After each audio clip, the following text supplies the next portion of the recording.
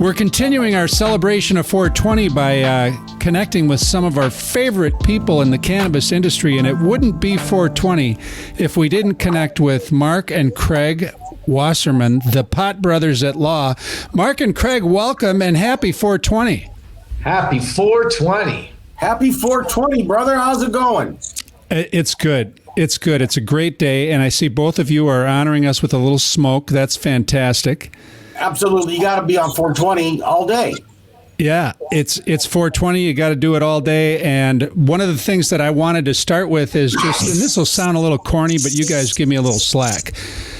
Over the course of Boveda getting involved in the cannabis business, we met a lot of people, and few people treated us with the kind of dignity and respect and kindness that you guys did when we came down and participated in your Cannabis 101 talk show thing. I can't thank you enough for that, and it's that sort of ethic of kindness and that just a vibe that you guys have with the way you treat people. You treat everybody the same. And I that's the reason why I'm so excited to have you on today celebrating 420, because I think that's one of the basic things about the cannabis industry is it's all about kindness and inclusion and being decent to one another. And you guys have been that way with us. And I just want to express my gratitude to you and just give you a bunch of love about that today.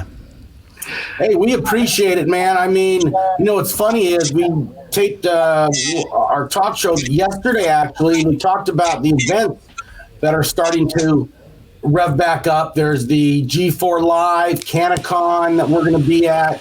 And we discussed how important these Zoom calls are great. They were necessary. I'm all vaccinated up. My brother is, my family is. And the rolling back out of these events allows us to make those personal relationships that are so important in this business. Meeting somebody, having you walk by. I think I got a shoulder rub or two when you walk by there at some of the early on booths, and it's genuine people being genuine, and that's what's going to help people further themselves in this industry. I mean, and we're thrilled that, we met you when you had maybe even a less than 10 by 10 booth, and, going towards the very last, I think the last MJ BizCon we were at, you had a 2-story thing, man. That was awesome. I'd love to see that growth and how you exploded in the industry. I think you're in every one of my kids' packs, West Coast Cures. But I think it's that genuineness and the somewhat camaraderie that you get from going to these events. I mean, that's how we met. We started seeing you at every event like we were at, and you start seeing the same people over and over again, and that leads to connections, and that leads to networking, and all that's important in this business. Well, and you guys are great at it. I mean, I can remember Marc walked up with a microphone and a camera. You stuck a microphone in my face and started talking to me, and I'm like, here we go. And I just love you guys. You create such a space. Now, can you talk a little bit about the social media work that you've done? Because you guys, I think, have more followers than just about anybody that I'm connected to, and I don't think it's by accident. So, can you talk a little bit about that? Yeah, sure. It actually started as an accident.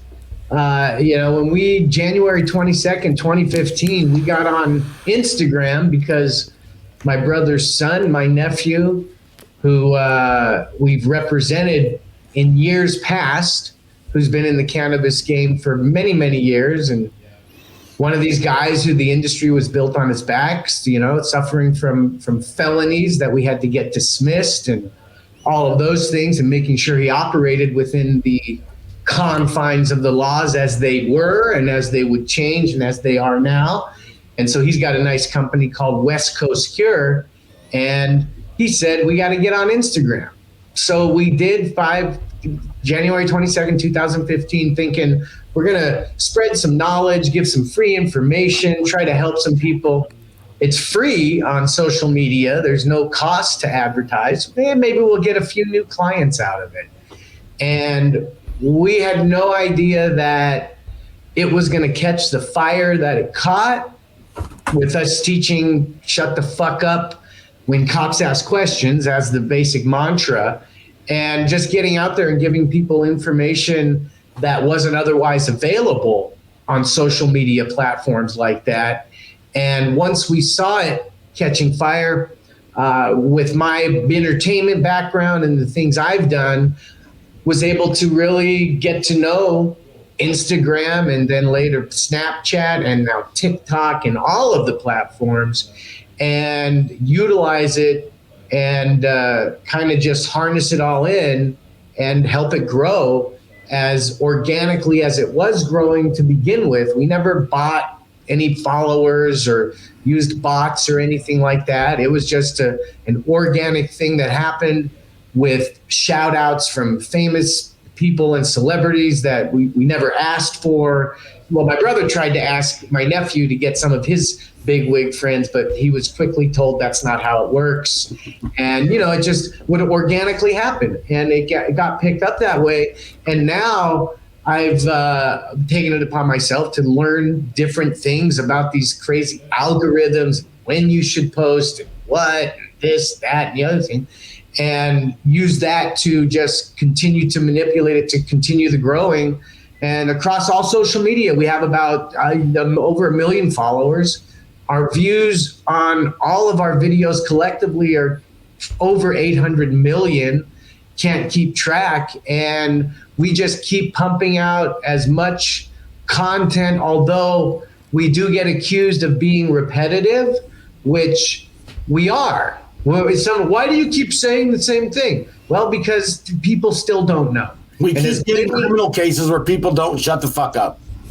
And until we stop getting those calls, then maybe we'll stop. But the vast majority of people appreciate and understand it, and we're gonna keep kicking out the content on all these platforms that exist until we don't get the calls. I wake up in the morning sometimes with a light sweat, and I hear myself saying, "Why did you pull me over? I'm not discussing my day." I invoke the fifth, and then I actually wake up. But you know how the rest wake the fuck. So you guys are becoming icons in the industry. Are you still accepting clients at the law firm? Yeah. Oh yeah. Yeah, we're still practicing attorneys, believe it or not. We're continuing to do the criminal law that Marc does mostly in the office. And I've transferred over to more of regulatory law, compliance law, mergers, acquisitions. There's a lot of people coming into the space that either want to sell or buy a cannabis business, or they want to start one from scratch, and we help with city permitting and state licensing. So we're very busy in that sense. So anybody in the industry that has a question about the laws in the state of California, or really you probably have a lot of knowledge or at least connections to people in other jurisdictions where you can help them all over the place, I would assume. Well, that's one thing about us is we have, most people are either business or criminal. We do both in the state of California. So we cover it all in the state of California. Little brother, you can talk about the worldwide attorney network that we have recently going on that's blown up. And we're vetting out attorneys in other states and other jurisdictions across the globe to make sure that they're, like when people call us, we call them right back. And we got to make sure if we're going to refer somebody, they're going to do what we do. Otherwise, we're not going to refer them to you. We want to make sure people get that personal touch, Marc. What?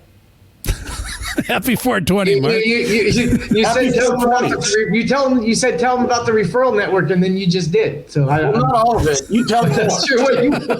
Tell them more. Tell them how big it is in all the country. Hey, Marc, tell them how big it is. So he wants me to explain it properly, not like half-assed like he just did. So happy 420 to you. Happy 420. Yeah, remember the day the Wasserman brothers broke up? It was amazing. It happened live on our show. And we broke up many times. It's okay. You should hear it in the parking lot sometimes.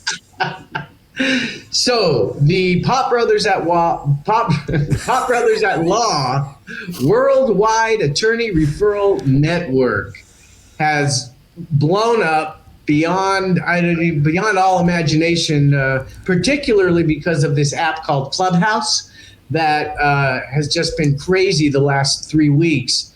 And so when we got on the social media kick over the last 5 years, we found attorneys across the nation that we were able to refer cases to. And it happened very organically, probably 3 or 4 years ago, when we got a message on Instagram, hey, I got a DUI in Florida.